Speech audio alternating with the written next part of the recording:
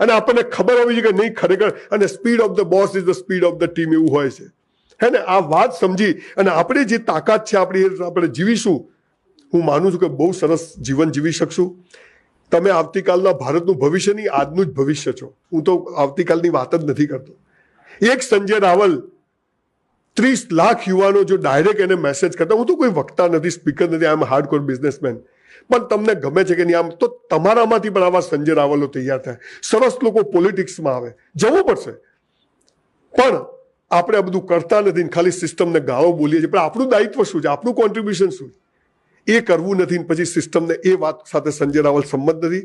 હું તમને આજે એવી વાત કરવા આવ્યો છું કે એ કરીને આપણે ઊભા થઈ અને તમે જુઓ જે આપણા દેશની તાકાત છે, હું તમને કહેવા છું. અને તમને ખબર છે, અમેરિકાવાળા દેશમાં બરફ વેચવા આવતા હતા, મદ્રાસ. આપણા લોકો સોનાની ગિનીઓ લઈ અને અફઘાનિસ્તાન જતા હતા, ઈંટો લઈને, અને ત્યાંથી તેજાના ખરીદીને આવતા હતા. અને અફઘાનોને થયું, મોગલોને, કે આ કયો દેશ છે કે લોકો સોનું લઈને આવે છે, પાછા હાલ અહીંયા આવ્યા. પણ એ સમયથી આ 1000 વર્ષ પછી પણ, અને છેલ્લા આઝાદીના 70 વર્ષ પછી પણ, હું આજે જોઉં છું કે છેલ્લા 10 વર્ષમાં આપણે સરસ રીતે કામ કરી શકીએ એવો સમય આવ્યો છે. અને એ સમયની સાથે આપણી અંદર શું દાયિત્વ છે દેશ પ્રત્યેનું, આપણી જાત પ્રત્યે. મને છે ને સૌથી પહેલો રસ આપણી જાતમાં છે.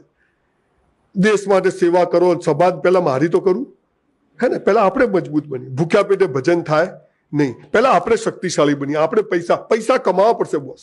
પૈસા ખુદા તો નહીં, ખુદા સે કમ ભી નહીં. ધંધો એ ધર્મ છે ને, પૈસાથી વિશેષ કશું નથી, યાદ રાખજો. પણ 10 લાખ રૂપિયાનું ડાઇનિંગ ટેબલ આવે પણ 10 લાખમાં ભૂખ ના આવે. 10 લાખનો પલંગ આવે પણ 10 લાખમાં ઊંઘ ના આવે. દેશના ગૃહમંત્રી સરદાર પટેલનું નામ સાંભળ્યું છે? હે? દેશનો ગૃહમંત્રી 42 વર્ષે પત્ની મરી જાય, બીજા લગ્ન ના કરે, અને મરણ પથારીએ સરદાર પટેલ હોય, ખિસ્સામાં ખાલી 250 રૂપિયા હોય, અને એ મણીબેનને એમ કે મણી સરકારી કોષમાં જમા કરાવી દેજે, અને તોય 3000 કરોડનું પૂતળું બનાવવું પડે ને. આનું નામ જીવન, આનું નામ જીવન. આજે અહીંયા ગાંધીજી છે, લોકો ગાંધીજી વિશે ગમે તેવી વાતો કરે છે. યુવાનોને હું કહું છું કે આપણી 7 પેઢીની તાકાત નથી કે એક શબ્દ બોલી શકે. વાંચજો ગાંધીને. જયારે લંડનમાં બોલાવ્યો કે સૂટમાં ઉપર છે, બાપુ ધોતિયું પહેરીને ગયા, તે પેલા અંગ્રેજ તેનો હતો, એને મજાક ઉડાય કે બાપુ કપડા ક્યાં છે, કે અમારા દેશના કપડા તમે લઈ ગયા છો. આ તાકાત વાળો આ માણસ, એના ધોતિયાને એક ખિસ્સું નહીં, અને આજે અહીંયા એવું એક ખિસ્સું નહીં જેમાં ગાંધી ના હોય. આનું નામ જીવન, હે ને? આ જીવવાનું. પણ ચાલે જવાનું છે, અટકવાનું નથી. સફળતા નિષ્ફળતા બધું ચાલશે, પણ સ્કૂલમાં સાલું શીખવાડ્યું. સુખનું વિરોધી શું? દિવસનું વિરોધી શું? જન્મનું વિરોધી શું? ડફોળ બનાયા છે. તમારા પપ્પા તમને 25 લાખનું બાઇક લાવી આપે, સુખદ સુખ? હે? ઠોકીને આવો તો દુઃખદ દુઃખ. કોઈ આપણને કિસ કરે ને તો સમજવાનું કે આ બટકું ભરશે. કિસ છે ને નાનું બટકું જ છે, ધીરે ધીરે મોટું થાય. બરફ ગોળો અને અગ્નિનો ગોળો બે એક જ છે, ખાલી ટેમ્પરેચરમાં ફરક છે. આ માઇનસ છે, આ પ્લસ છે. આ તો કોઈ જન્મે તો હેપી બર્થડે, અલા ફૂકો નથી મારવાનું, અજવાળું કરવાનું છે. આ ફૂકો મારવાની સિસ્ટમ જ બોગસ ક્યાંથી આવી? 10 કેન્ડલ, 30 કેન્ડલ, આજે 31 વર્ષે 31 કેન્ડલ કરવાની. આ તો ફૂકો મારે. એક ભાઈનો ફોન આવ્યો સવારે 6:30 વાગે, સંજયભાઈ બાબુ આવ્યો. મેં કીધું જલસા? મને કે હરી ઈચ્છા. હવે આમાં ક્યાં હરી ઈચ્છા? રાત્રે 12 વાગે ફોન આવ્યો, સંજયભાઈ મારા બાપા ગયા. મેં કીધું હરી ઈચ્છા? જન્મ ગમે છે, મૃત્યુ નથી ગમતું. સુખ ગમે છે, દુઃખ નથી ગમતું. દિવસ ગમે છે, રાત બાપાને માલ છે. બાય 1 get 1 ફ્રી છે. આ મારી ગીતાએ શીખવાડ્યું. વરસાદ ના આવે, બોલો આવતો જ નથી, શું થયું ખબર, છોટો નહીં, અને પછી પડે ને દેહ ઠોક, હવે બહુ થઈ ગયો. એટલે તારા બાપા નોકર છે, તને પૂછીને આવશે. 54% આવ્યા, ગભરાયો નહીં. ડાયમંડના બિઝનેસમાં 93માં એટલું મોટું નુકસાન કર્યું કે 10 વાર સુસાઇડ કરવો પડે, એક વારમાં પતે નહીં, મરી જવાનું.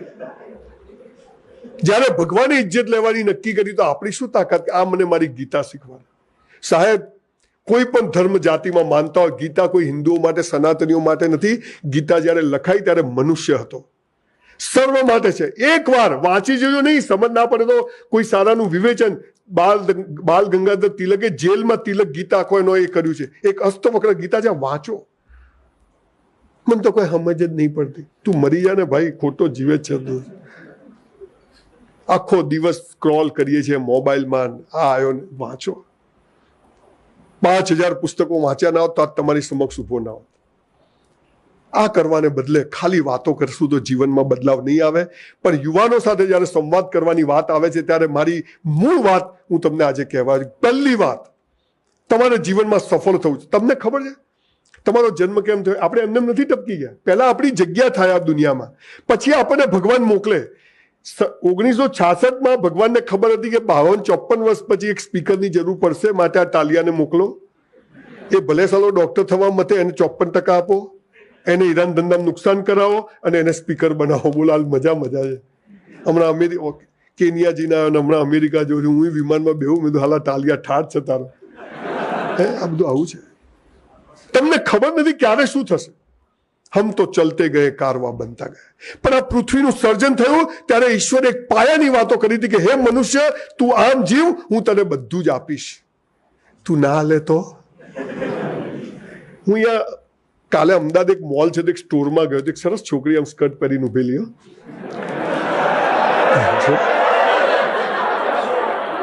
કેવી મજા આવે હતી. મને કે સર બાય 1 ગેટ 2 ફ્રી, એક ખરીદો 2 મફત. મેં તો 2000ની નોટ આપી, કીધું 2 પાછી આપ. કેવું ના થાય? મેં તો કેમ ના થાય? તમને સ્કૂલમાં શીખવાડ્યું કે 100 રૂપિયાનો માલ 150 રૂપિયામાં વેચ્યો તો 50 રૂપિયા નફો થાય, 100 રૂપિયાનો માલ 200માં વેચ્યો તો 100 રૂપિયા નફો થાય. પણ 100નો માલ સાલો 50માં ના વેચાય શું કરવાનું? તાજમહેલ, મીરા પ્રેમ શીખવાડ્યો પણ પેલી ના પાડે શું કરવાનું? પ્રશ્ન આ છે. અને એ મારા ધર્મગ્રંથોએ મને શીખવ્યું કે જીવન આમ જીવાય, બધું જ ઈશ્વરની મરજીથી થાય. અને એટલે 5-7 વાતો છે જીવનની જે હું તમને કહેવા આવ્યો છું. જો એ રીતે તમે જીવ્યા તો હું માનું છું કે આપણો બેડો પાર થઈ જવાનો. તમે જેના માટે આ પૃથ્વી પર આવ્યા છો ને ત્યાં તમે પહોંચી જશો. હું એમ નથી કહ્યું બેસી રહો. કર્મને વાધિકાર હસ્તે મા ફલે. કર્મ તો કરવું પડશે. સિંહનો, જંગલનો રાજા મોઢું ખુલ્લું રાખે તો રણ મોઢામાં આવી જાય. તો દોડવું પડે, પકડવું પડે, મારે અહીંયા આવવું પડે, બોલવું પડે, બધું કરવું પડે. પણ એક એવી થિયરી આ દેશે દુનિયાને આપી, અને એ થિયરી અત્યારે છેલ્લા 5-10 વર્ષથી હું જોઉં છું કે બિલકુલ ઇમ્પ્લિમેન્ટ થઈ ગઈ છે. અને એટલે મેં બોલવાનું વધારે શરૂ કર્યું છે. મને એમ થયું કે યસ, હવે જો 5-10 વર્ષ આપણે બધા યુવાનો સાથે મળીને આ દિશામાં કામ કરશું તો એક સશક્ત સમાજનું નિર્માણ થશે. અને એ જ્યારે થશે ને ત્યારે અમેરિકાવાળા આપણા વિઝા લેવા માટે લાઈનમાં ઊભા છે. આ મારું સ્વપ્ન છે. હું જે યુનિવર્સિટી બનાવું છું ત્યાં આગળ દુનિયાના એનઆરઆઈના લોકોને એમ થવું જોઈએ કે સાલા ચલો આણંદમાં જઈએ, આપણે પેલા ટાલિયાની યુનિવર્સિટીમાં છોકરાને મૂકીએ. આ આપણે ગૌરવ ઊભું કરી શકીએ એવો સમયાલ છે, એવું વાતાવરણ છે, એવું ઇન્ફ્રાસ્ટ્રક્ચર છે. અને ત્યારે થોડીક પાયાની વાતો સાથે તમે જો જીવશો તો હું માનું કે જીવન બહુ મસ્ત રીતે પસાર થઈ જશે. પહેલી વાત, તમારે સફળ થવું છે. એક ચીજ ખાસ, પહેલો નિયમ, જે કરો તે બેસ્ટ કરો.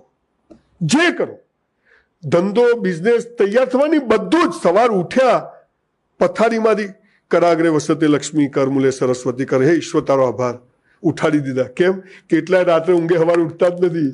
એ ગયો